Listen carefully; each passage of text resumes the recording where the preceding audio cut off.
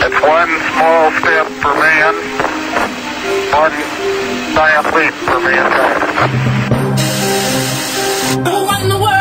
Nós, mulheres, estamos sendo protagonistas da história.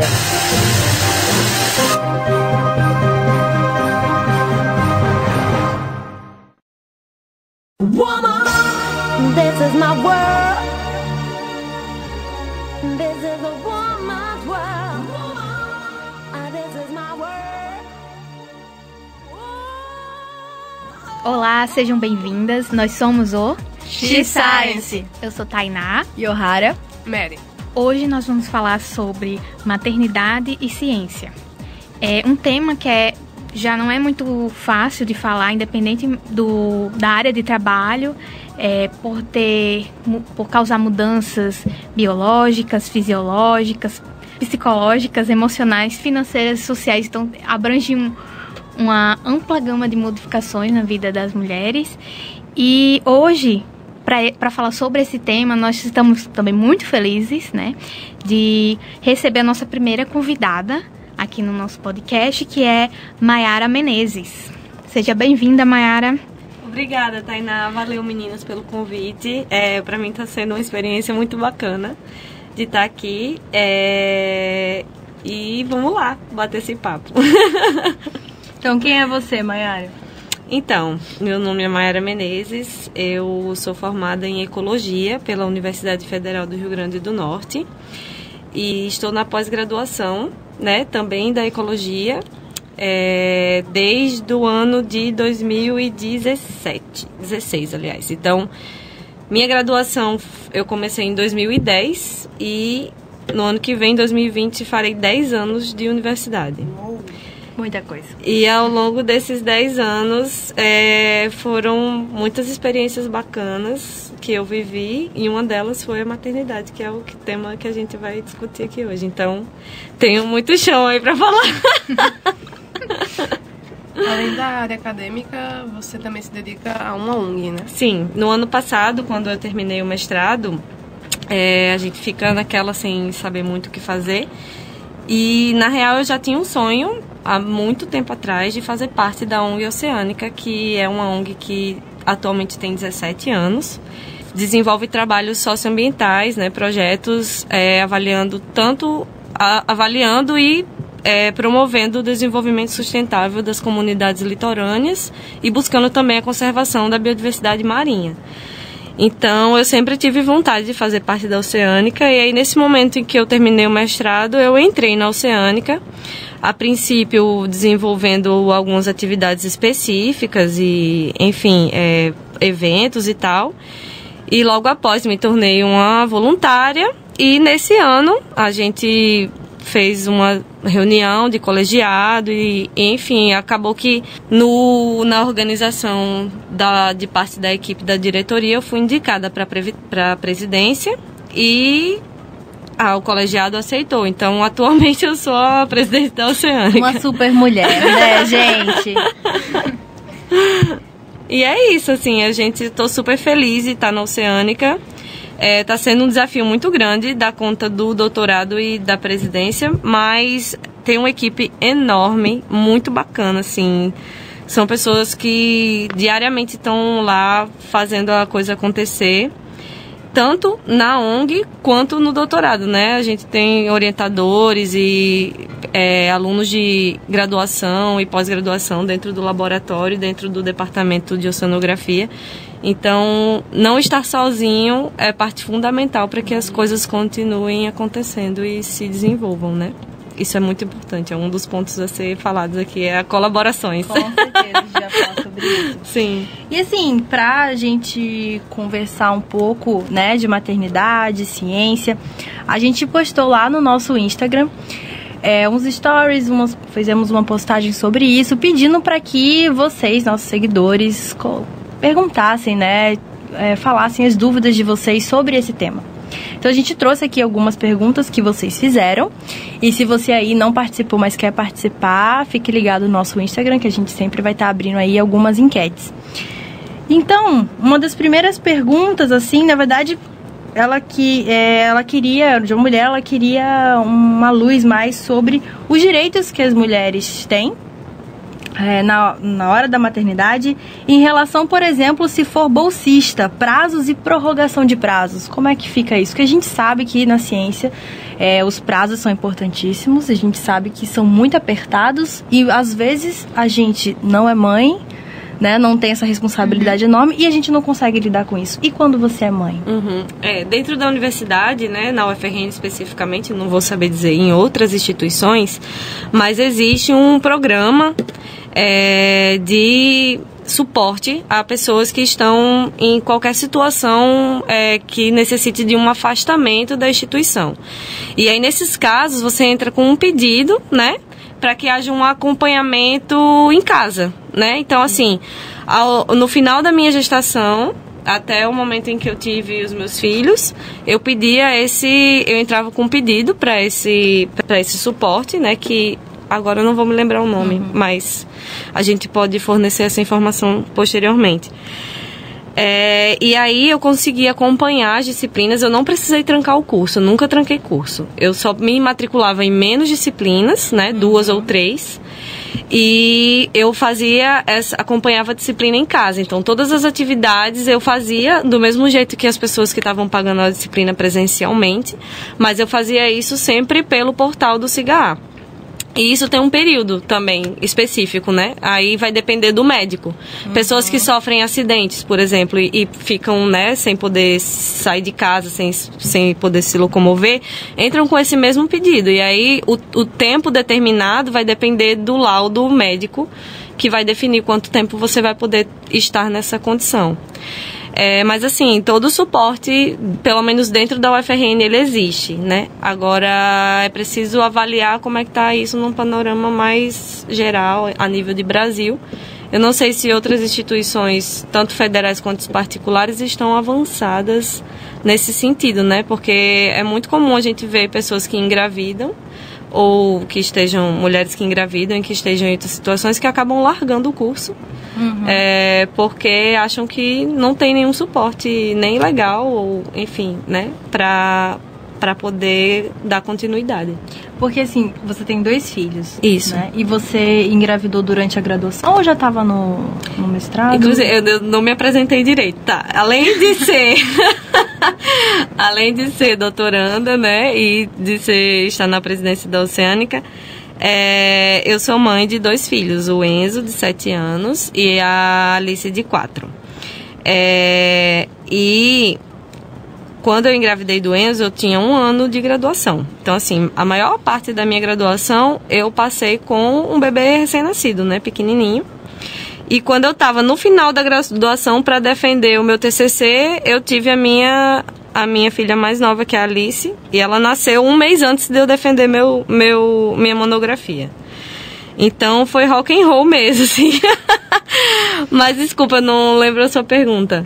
Não, era só para sim, para eu introduzir do processo, né, da UFRN, que abarca também a graduação.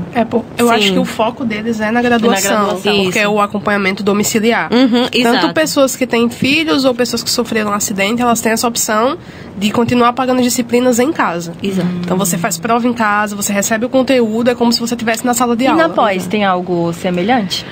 Na pós, eu acho que, como fica uma coisa mais em aberto, é mais uma conversa de professor com o aluno. Isso. Que tem aquelas disciplinas naquele período, né? E depois isso, a gente para não uma disciplina ao longo do semestre, é uma disciplina condensada, 1 ou 2 semanas. Eu acho que para o mestrado é um pouco delicado, porque são só 2 anos, né? Mas, assim, existe a possibilidade, como aconteceu comigo. No meu primeiro ano de mestrado, que é quando geralmente a gente faz a disciplina de campo, né, que a gente vai a campo e passa 10 dias longe de casa, geralmente em alguma estação ecológica ou, enfim, numa flona. No meu primeiro ano do mestrado, que foi quando eu deveria ter pago essa disciplina, eu não tinha possibilidade porque a Alice estava muito pequenininha. Ela tinha meses de vida ainda. Então, eu deixei para pagar essa disciplina onde eu precisava passar 10 dias fora no meu segundo ano de mestrado. Então, assim, isso fica a cargo de ser definido entre orientando e orientador.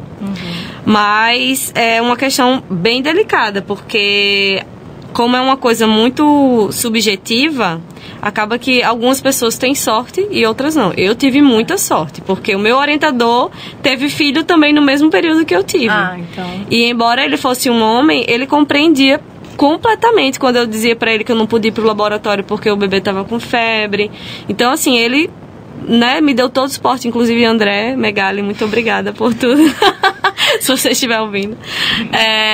Então, pra mim foi super importante ter um orientador que me deu suporte em todo momento nesse sentido. E é legal, a gente tinha colocado aqui justamente justo como a próxima segundo questão. ponto pra Sim. gente discutir. Então, assim, acho que fica claro que se a mulher não tiver um orientador na pós, né, que dê um apoio, um orientador, orientadora que dê um apoio, assim, fica muito difícil, né? E na graduação também, porque assim, a depender do coordenador sim, do curso ou dos professores da disciplina, tem alguns professores que lidam com isso com muita tranquilidade. Por exemplo, eu paguei uma disciplina com a professora Eliane Marinho, no departamento de oceanografia, e eu podia levar a Alice todas as aulas comigo, porque era uma aula muito dinâmica e assim, para ela era ótimo que a Alice estivesse ali. Mas alguns outros professores a gente teve até há poucos anos atrás um caso de um professor que ele gerou um grande problema porque ele era contra a aluna trazer o filho para a sala de aula, né? E isso é uma coisa que tem muita polêmica. Eu não sei se existe alguma regulamentação que proíba crianças de estar em sala de aula. Mas a princípio, assim, existem crianças e crianças, né? E mães. Então, é uma questão muito subjetiva. Vai depender de cada situação, mas é importante que a lei exista para que dê suporte para essas mães, porque ter um filho não impede de forma alguma de uma pessoa acompanhar uma aula, de estudar em casa, de fazer uma prova. Tanto é que concurso público você tem uma requisição específica no edital, para caso você precise sair para amamentar, você pode fazer essa solicitação. Você sai para amamentar, depois você volta para continuar o processo seletivo, do mesmo jeito como qualquer outro competidor, candidato. Mas deixa eu dizer uma coisa incrível, porque eu lembro quando eu tava na graduação, paguei uma disciplina. Eu não sei se você tava pagando a disciplina ou se você já tava na pós e tava monitora. Ela era monitora. E eu lembro que você levou a sua filha. E eu achei incrível. Eu achei incrível mesmo, porque a professora não se importou. A gente nem se importava também, e você estava ali ainda exercendo o seu papel como monitora, que é uma parte muito importante da nossa formação como cientista. Então eu achei incrível, achei assim, que dá coragem assim para todo mundo, né? Tá, provavelmente foi com a Miriam, né, que eu fui monitora da disciplina tanto de populações quanto de estatística. E, nossa, era muito bacana, porque sempre que a gente ia corrigir as provas ou as atividades, eu tinha que levar a Alice comigo, porque eu não tinha com quem deixar. E acabava virando um momento de muito dinâmico, assim, muito bacana, porque a Alice estava sempre lá. E nos dias que eu não levava a Alice, todo mundo ficava, cadê a Alice? Então ficou uma coisa que meio que rotina da gente já, dela estar ali com a gente enquanto a gente corrigia as provas. Era bem legal. Fazer parte da equipe também. Era, exatamente. Essa questão da orientação, ela é muito importante de se falar, porque vários depoimentos que a gente começa a ver, ver como a mãe, a mulher em si, ela pode desistir ou não da carreira acadêmica, dependendo da forma como seja a aceitação do orientador. Porque se o orientador ele apoia, né, muitas mulheres que eu estava vendo depoimentos que hoje são professoras universitárias, elas falam assim, sem o apoio do meu orientador, eu não teria continuado. Porque você já está apreensiva, porque é um momento de muita mudança, seja na parte pessoal como na parte profissional. E se, na teoria, o seu chefe, ele não concorda com sua gravidez, isso pesa muito psicologicamente para você continuar fazendo aquilo. Então, orientadores, por favor, tomem consciências e tentem apoiar. Sim, porque tudo bem. Porque é um momento imprescindível e é um apoio necessário para que as mulheres elas tenham filhos e elas continuem na carreira acadêmica, né? Recentemente eu conheci uma pessoa que, num evento da Oceânica, inclusive, ela estava já no 3º ano do doutorado. E ela desistiu do doutorado, infelizmente, justamente por causa de uma gravidez.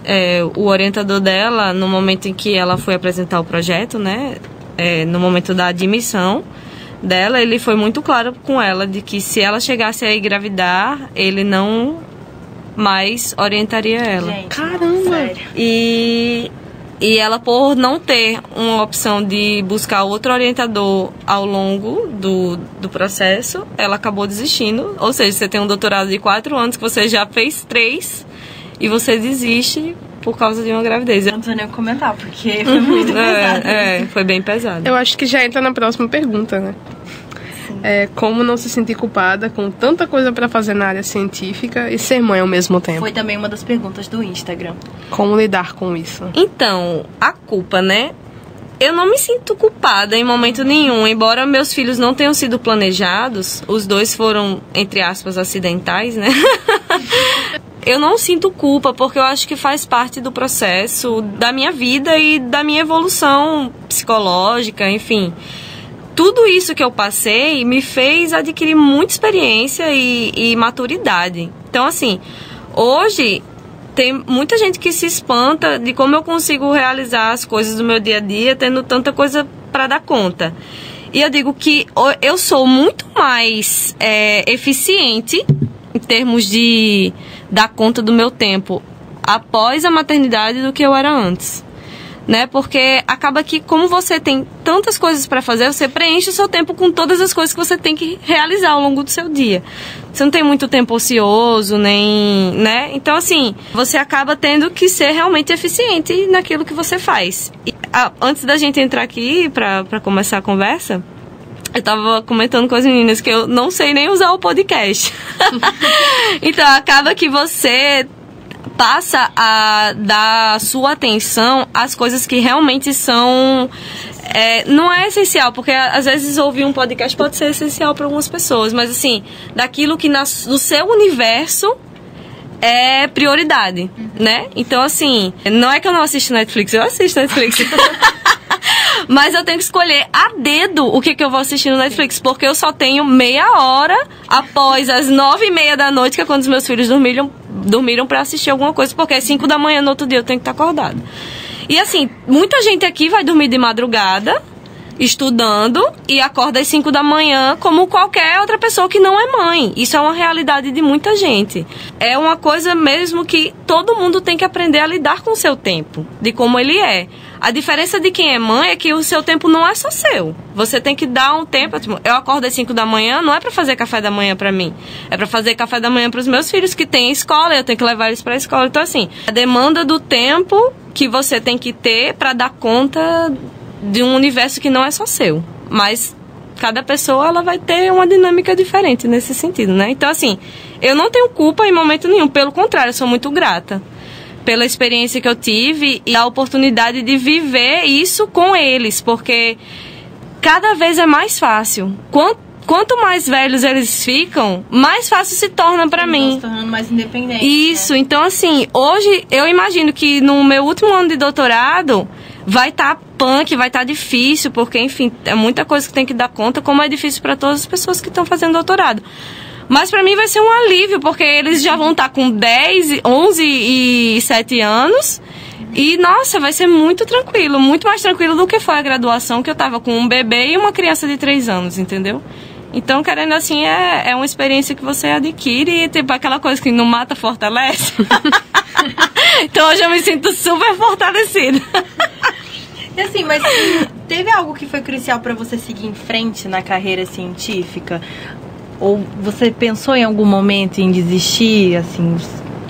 Então, desistir, acho que não. Nunca passou pela minha cabeça. Foi muito difícil, sim. Algo crucial, acho que o apoio da minha família, né? Eu acho que estar próximo dos meus pais, morar na mesma cidade que eles moram, é, nossa, fundamental para mim foi. E eu tive um apoio também de uma pessoa que ficava com a minha filha enquanto ela estava bebezinha, né? Porque ela ainda não estudava na escola, só o mais velho.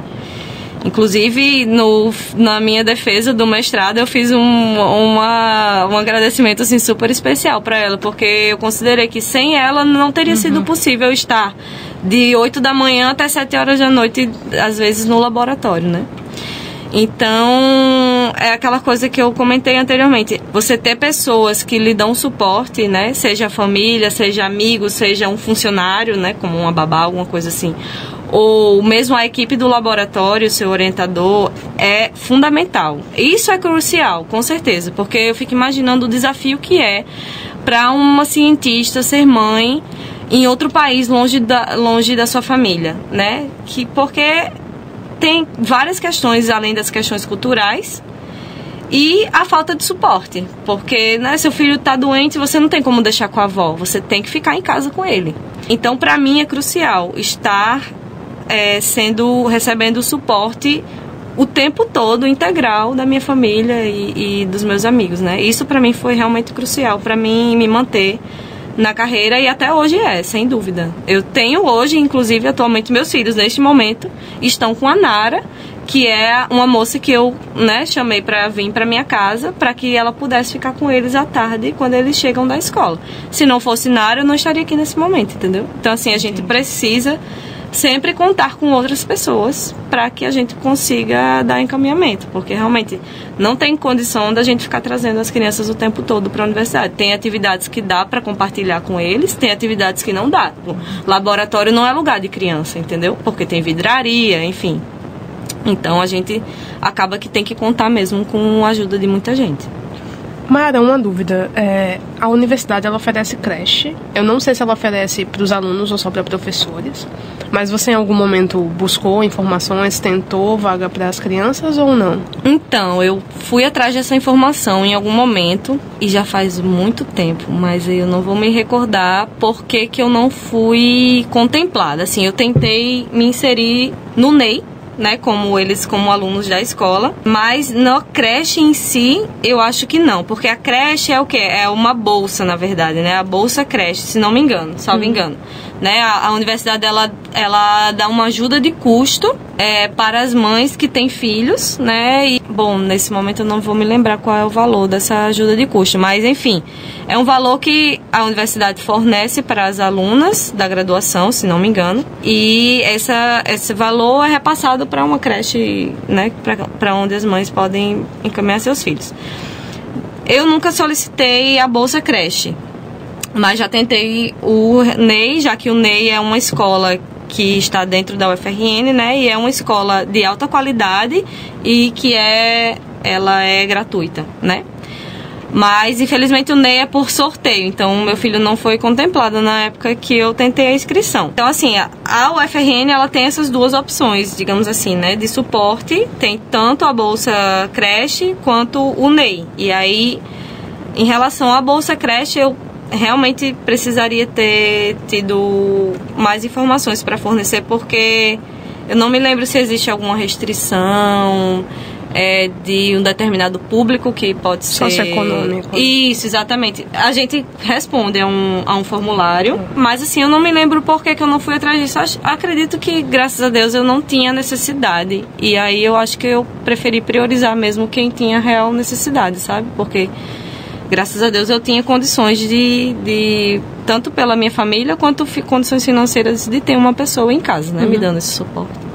Então, acho que foi por isso que eu não fui atrás da Bolsa Creche. Mas essa é uma possibilidade para alunas da Universidade Federal do Rio Grande do Norte. Ah, legal. A gente tem mais uma pergunta do Instagram. Você abre mão de muita coisa na carreira científica por ser mãe? Sim. Nossa, isso é uma das partes mais difíceis. Embora eu me sinta privilegiada, porque assim, mesmo depois que eu fui mãe, eu consegui ir para uma expedição limnologica no Pará. Passei 3 semanas fora. Eu já fui a congresso em Salvador, já fui fazer análises em São Carlos, mas assim, eu imagino tudo que eu teria feito se eu não tivesse os meus filhos. Porque, por exemplo, todos os meus amigos da graduação, meus amigos mais próximos, todos eles foram para o Ciências Sem Fronteiras. E eu não fui porque eu estava com criança pequena. Congresso fora do país, cursos, nossa, a vez que eu fiquei mais arrasada foi um curso que a gente teve aqui na nossa pós, um curso de análise de carbono, era uma coisa super bacana de ecossistemas, em Serra Negra do Norte, na Exec-Seridó, na Estação Ecológica.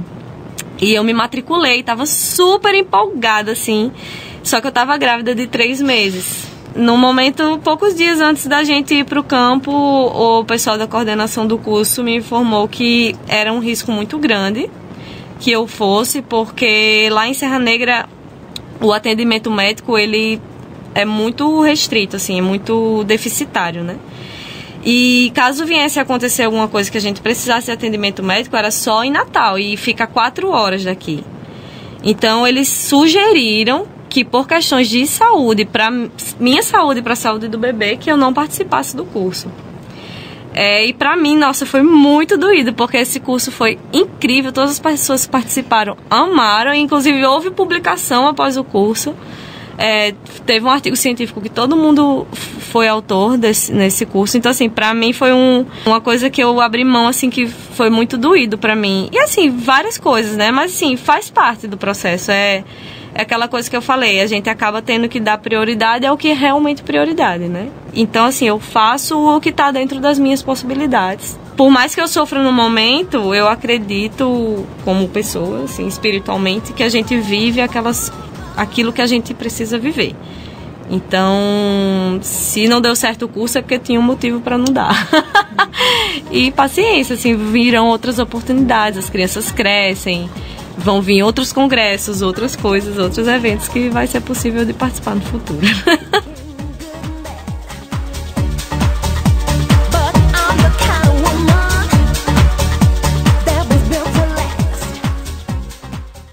Então, falando assim mais de direitos e dificuldades na maternidade, a gente fez uma postagem sobre o número de mulheres que vão para fora, que é menor do que o de homens. Fazer cursos em outros países, né? Isso, internacionalização.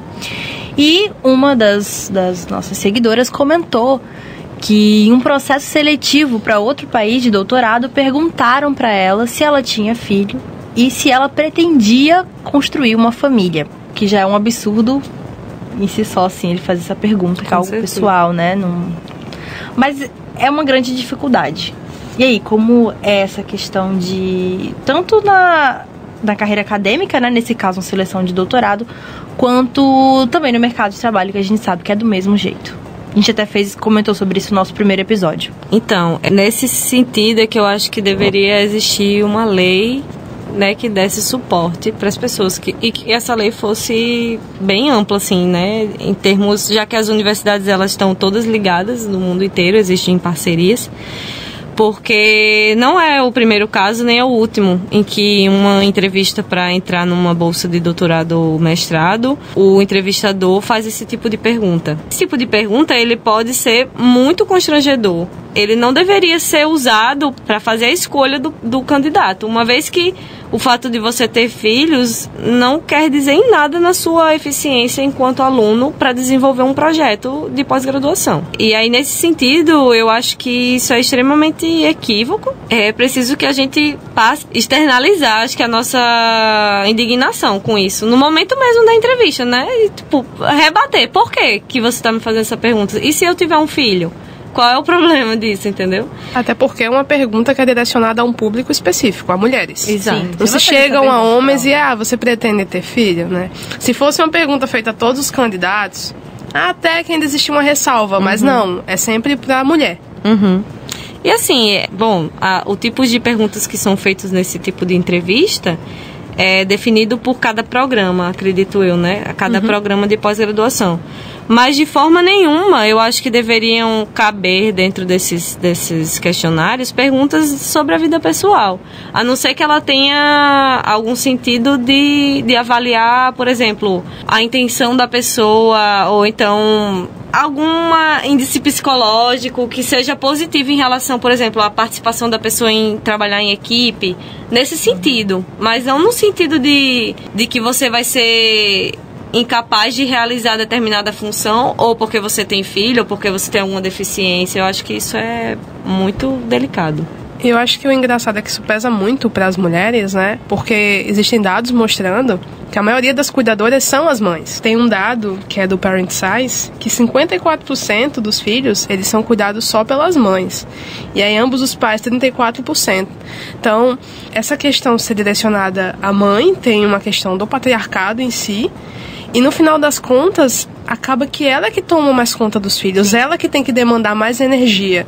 E isso, claro que prejudica na carreira, não tem como não prejudicar. Então, é uma questão muito complicada, né? Porque a gente sai de um sistema onde a mulher ela tem que ter o filho, ela ainda é prejudicada por ter, e ela ainda tem que cuidar dele sozinha a maior parte do tempo. E isso interfere diretamente nos dados que a gente tem, seja dado de publicação, dado relacionado ao homem conseguir ter uma carreira melhor, né?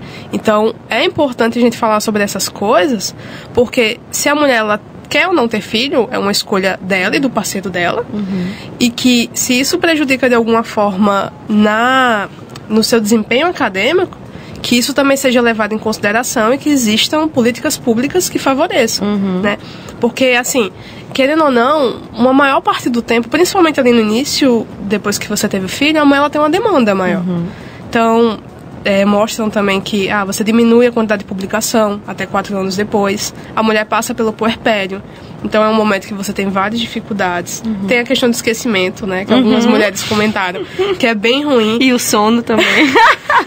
Então, assim, se essas coisas elas acontecem mesmo, que a gente de alguma forma tente usar políticas, usar outras questões que consigam pesar junto com isso, que leve isso em consideração. Porque o certo seria o sistema se adequar à realidade da mulher e não a mulher se adequar à realidade do sistema, porque o sistema científico, ele acaba com a gente. Mesmo você não sendo mãe. Você vê os números de alunos de pós-graduação, né, que têm problemas psicológicos que desenvolvem durante a pós, por exemplo. Então, tudo isso é uma pressão enorme para publicar. A gente sabe, né? A gente ouve de orientadores que se passar muito tempo sem publicar, sem tempo, irmão, segue. Você é esquecido. Sim. E aí? E com o filho? E como fica? Sim. Inclusive, eu tô nesse processo agora de parir o terceiro filho, né? Que é o meu artigo científico do mestrado. E realmente, eu me sinto prejudicada nesse sentido, porque... Mas eu acho que isso é um sentimento que qualquer aluno, independente de ter filho ou não, tem. Porque a gente tem muitas demandas, além da pós-graduação, né? Então, assim, é mesmo saber administrar o tempo para que as coisas continuem a acontecer na sua vida. Não deixar de fazer, né? Exato. Exatamente. Esse é um conselho importante, assim, não deixar de fazer, não desistir. Eu ouvi essa semana de uma professora maravilhosa, a professora Gislene, que é assim, todo dia você tenta fazer um pouco, né? Você vai ter N dificuldades, então, para você não se sentir um fracasso, né? O que acontece, independentemente de ser mãe ou não, a gente tem as fases que a gente tá cheio de coisa para fazer, e quando você olha, você não tá conseguindo fazer nem 1% daquela coisa, mas se concentrar numa coisa pequena e fazendo aos pouquinhos. Lógico que a gente não vai também o tempo todo só fazer as coisinhas pequenas, mas é um passinho mesmo de cada vez, é não desistir. E eu acho que você mostra, assim, é até importante, dar meio que um tapa assim na minha cara, você está dando agora, com todas essas demandas, né, de ser mãe e tudo mais. Que eu fico imaginando que cuidar de 2 crianças é muito complicado e você tá levando uma vida acadêmica relativamente ativa, né? Você tá no seu doutorado, você tá atrás de publicar. Então, mostra que é possível, né? Lógico que cada um dentro das suas limitações. E eu até agradeço, assim, eu vou antecipar o agradecimento, porque é realmente importante, assim, a gente ouvir de pessoas um depoimento de sucesso. Uma coisa, você está sendo muito bem sucedida na sua missão aí de mãe e cientista. Obrigada. Eu te acho maravilhosa. Desde que você levava a bebezinha pra sala, eu achava incrível. Eu achava incrível, realmente. Obrigada, gratidão. Então, assim, a gente sabe que algumas pessoas conseguem, outras não. Tem a questão do acesso, né? Não dá pra alegar as questões sociais, socioeconômicas, porque, querendo ou não, nesse sentido, você foi privilegiada em conseguir ter condições de pagar uma pessoa, ter familiares próximos, e isso não é a realidade de todo mundo. Exato. Então, esses pontos, eles têm que ser muito pesados. Então, assim, existem algumas soluções, né, que já existem iniciativas que falam sobre formas de você tentar auxiliar as mulheres que desejam ter filhos. Tem uma lei, que é a Lei 13.536 de 2017, né, que o CNPq implantou, que as mães elas podem tirar até 120 dias de afastamento E elas ficam recebendo bolsa na pós-graduação. Teve até um caso na nossa pós, que ela se ausentou e continuou recebendo a bolsa. Porque a CAPES ela já tinha algumas coisas antes, mas era mais no sentido assim, você poder se afastar, mas isso não era adicionado ao seu tempo de mestrado. E agora eles adicionam ao tempo de mestrado. É uma licença maternidade mesmo. Massa. Muito interessante isso. Eu não conhecia essa política. A gente teve uma conversa interessante, assim, na postagem que a gente perguntava para os nossos seguidores, né, sobre dúvidas. E uma mulher perguntou, apesar dessa lei, né, que a Mary acabou de falar, o que podemos fazer para que os concursos e processos seletivos levem em consideração a lacuna de produção científica para as mulheres mães? E antes até de a gente falar dessa solução, uma mulher que é cientista, mãe também, comentou, que eu achei muito forte o comentário dela, que foi: sofro desse mal desde 2010, quando o meu mais velho nasceu. Sou bióloga, doutora em ecologia e mãe de 2. Meu Lattes não é mais competitivo desde então.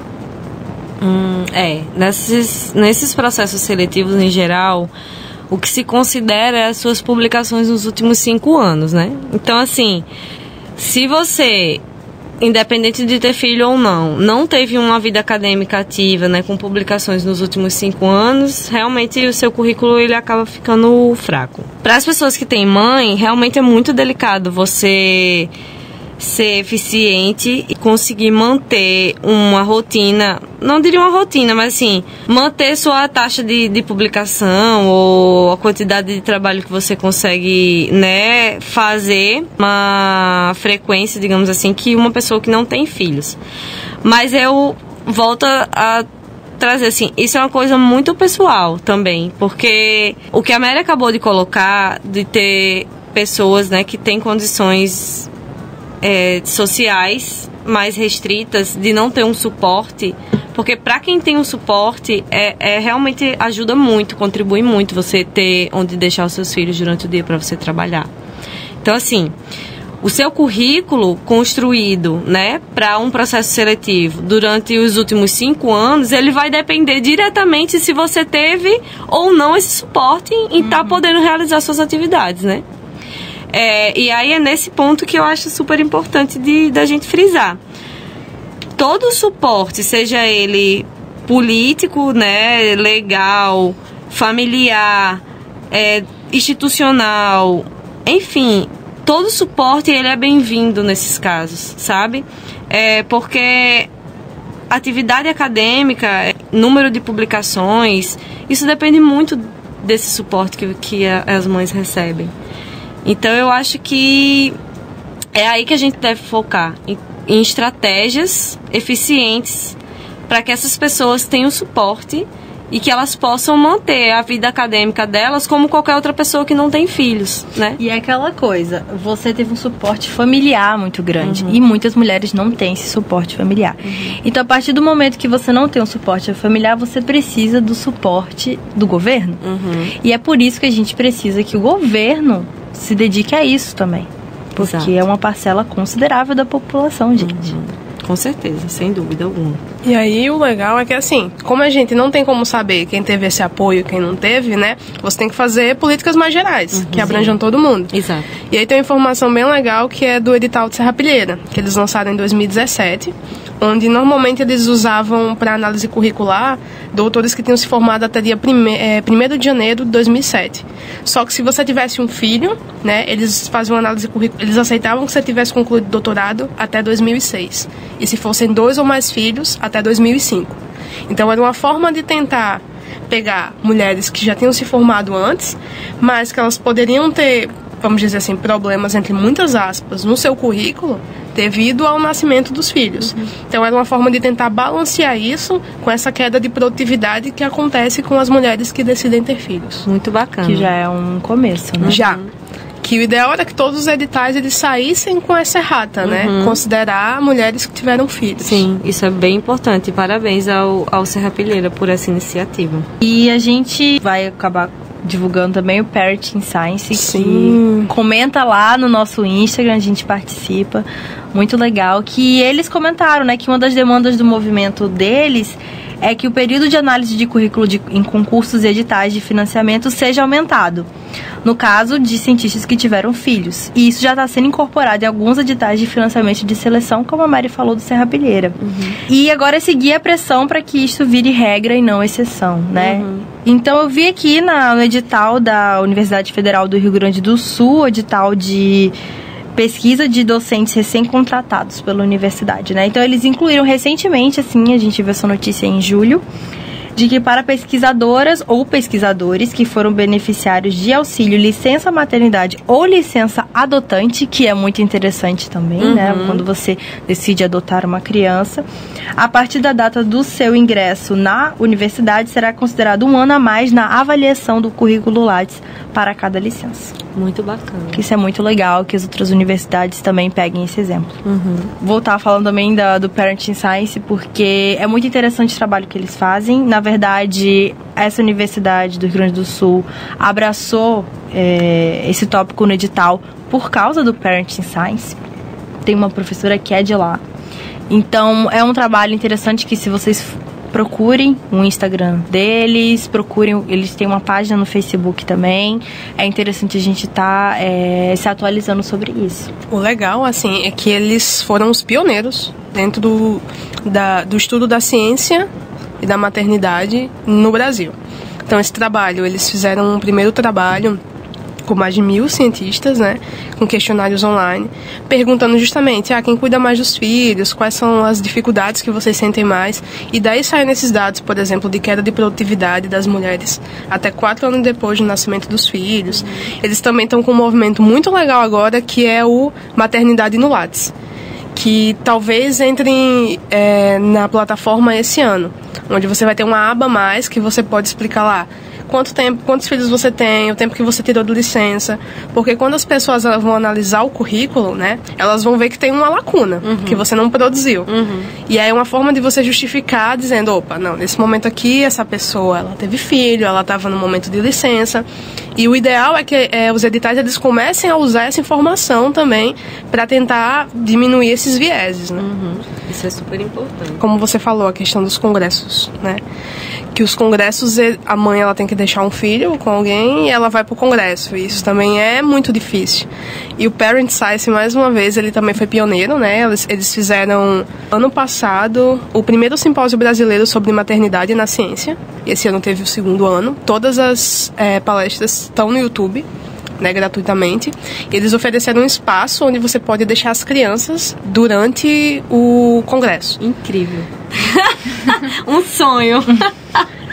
E é legal porque eles citam várias coisas, né? E aí eles tentam pegar exemplos de fora do país. Por exemplo, tem o Women's Academic Fund, que é na Austrália, que ele oferece no edital dele um auxílio onde você pode levar a sua criança, né? Eles ajudam com a passagem e também com a cuidadora. Então você pode levar o seu filho para o congresso. Meu Deus, que sonho. Se todo o congresso, na hora de você se inscrever, você dissesse, né, que precisaria. Sim. E tal, eles sempre poderiam fazer um espaço desse. Sim. Muito interessante, importante. Porque, como a Mayara citou, né, no início, ela já deixou de ir para muita coisa. Sim. Porque não tinha com quem. Sim. Como levar os filhos. E isso ajudaria milhares de mães na oportunidade de não deixar de se atualizar e também estar com seus filhos. Então, assim, a gente viu um pouco das soluções, né, que estão em andamento, espero que apareçam mais. Que mais novidades a gente tá falando lá no nosso Instagram também. E vamos sempre aí, gente, pressionar o governo, né? A gente precisa fazer isso, porque senão as coisas não andam. Né, a gente não tem nenhuma adição de melhoria nesse sentido. A gente precisa falar, a gente precisa externalizar, como a Mayara falou, sempre, né? Se tiver algum problema, diz, a gente precisa se unir, não só no Brasil, mas também no mundo todo, que isso é um problema, gente, no mundo inteiro, não é só aqui. Então, Mayara, divulga um pouco a ONG Oceânica, assim, você falou, né, no geral, que eles trabalham, mas onde é que a gente pode encontrar? Tem Então, a ONG Oceânica é um desses suportes que eu tenho, né? E eu posso levar meus filhos para a sede.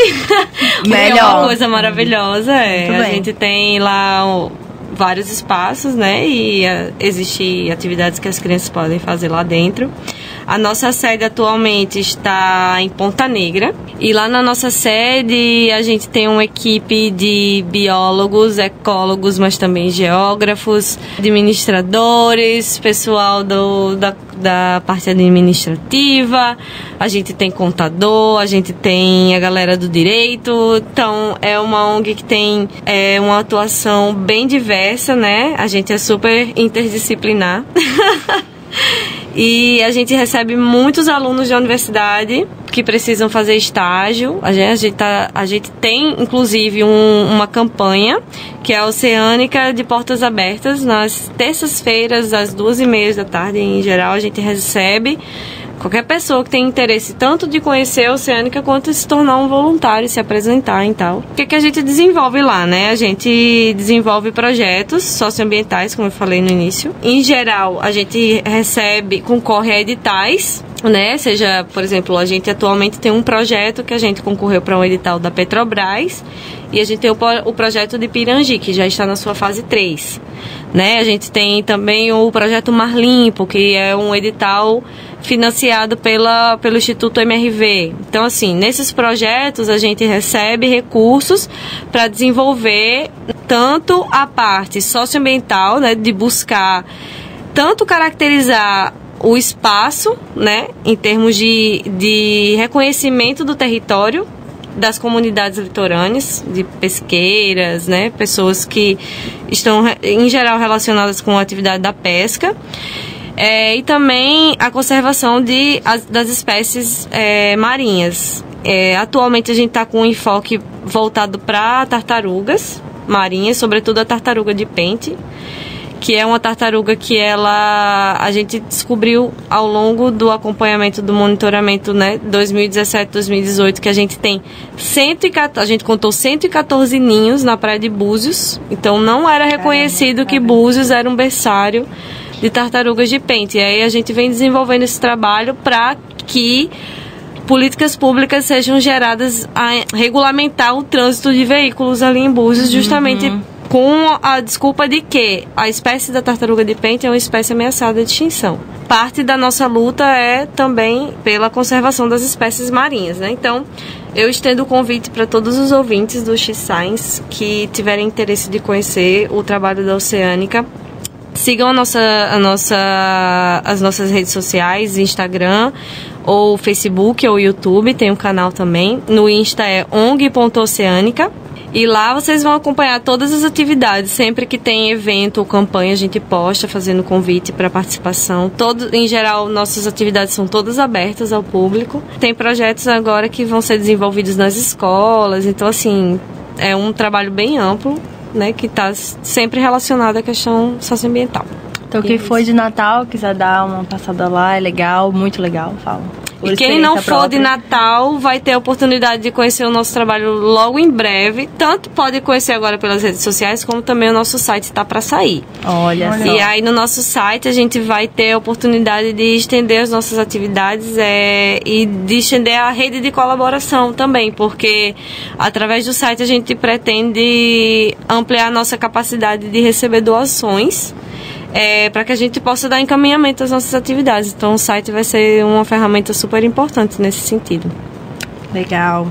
Então, Mayara, muito obrigada mesmo, assim, por ter vindo. Você foi nossa primeira convidada e foi ótimo. Obrigada. Mesmo. Obrigada por ter topado e estar ajudando aqui a gente a crescer. Nós somos o quê? Temos quase 80% de mulheres, né? Que do nosso Instagram, assim, do nosso público são mulheres, 80% mais ou menos.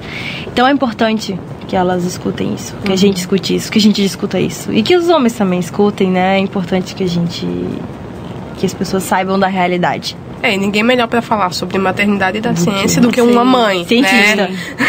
Né? Como mensagem para casa, assim, né, para dar essa força, seja para as que já foram mães ou para as que estão no processo, né, ou aquelas que desejam ser ainda. Assim, a maternidade ela não é algo que impeça de forma alguma a vida acadêmica, né? É preciso que as pessoas tenham esse reconhecimento. É difícil, sim, como é difícil qualquer vida acadêmica de qualquer pessoa, né? É um pouco mais trabalhosa justamente por essas questões das responsabilidades que a gente tem enquanto mãe, mas é preciso que haja organização, digamos assim, preparo psicológico para isso. Eu acho que são 3 coisas que são fundamentais, né? Assim, que a pessoa esteja preparada psicologicamente para reconhecer essa realidade e tentar buscar a melhor forma possível de lidar com isso.